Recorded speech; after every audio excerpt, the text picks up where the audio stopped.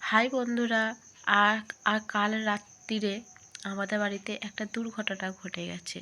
তো তোমরা ভিডিওটা প্রথম থেকে শেষ পর্যন্ত শুনতে থাকো। তো কাল রাত্রিবেলা আমার বাড়িতে চোরে প্রচুর অত্যাচার করেছে। আমার বাড়িটা ফাঁকা, তাই আরও চোর ঢোকার সুবিধাও হয়। তো সারা রাত আমার বাড়িতে অত্যাচার প্রচুর চলেছে। তো আমরা এমনি ঘরে খিল দিয়ে শুয়েছিলাম, বাইরে গ্রিলে। তো আমার হাজব্যান্ড ছিল বাইরে, ফাঁকে দিকে একটু ছিল।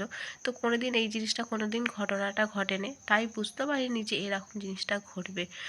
সেই চোরটা এসে আমার বাড়িতে দুয়ারে এসেছিল, এসে এবং আমার মিক্সিটা বসানো ছিল সেটা নিয়ে যাওয়ারই তার পরিকল্পনা ছিল।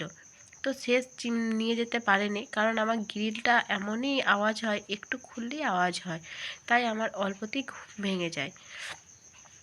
তো সেই সময় আমি ফাঁকে বেরিয়ে দেখছি নাকি আমার দুয়ার দিয়ে চোরটা বেরিয়ে চলে যাচ্ছে। সেই সময় একটা মেয়ে কি করবে, চেঁচাবে? চেঁচিয়ে তো কিছু কাউকে সাড়া পাওয়া যাবে না, যেহেতু চারিদিকে বক্স বাজছে আর বাজছে।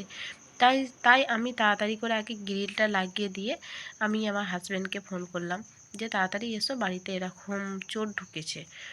তো সে এলো, এসে চারিদিক খুঁজলো, কিন্তু সে পেলো না চোরটাকে। তারপর আবার সে একটু ফাঁকে গেল, আমি গ্রিলে চাবি দিয়ে আমি আবার শুয়ে পড়লাম। তারপরে আবার খানিকক্ষণ পর আবার সেই চোরটা এসেছিল, বাড়ির টাইম কলে খুলে নিয়ে বনে ফেলে দিয়েছে। তারপরে আবার সারা রাতই অত্যাচার হয়েছে। আমার পাড়ার ছেলেরা প্রচুর সহযোগিতা করেছে, যে তারাও সারা রাতই প্রায় খুঁজছিল, কিন্তু সেই চোরটাকে খুঁজে পাওয়া যায়নি।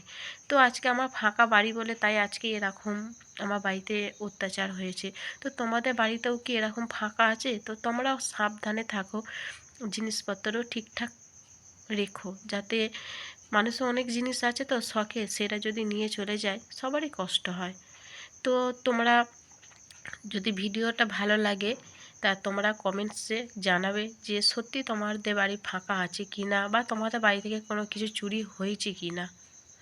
ভালো থেকো, সুরক্ষিত থেকো।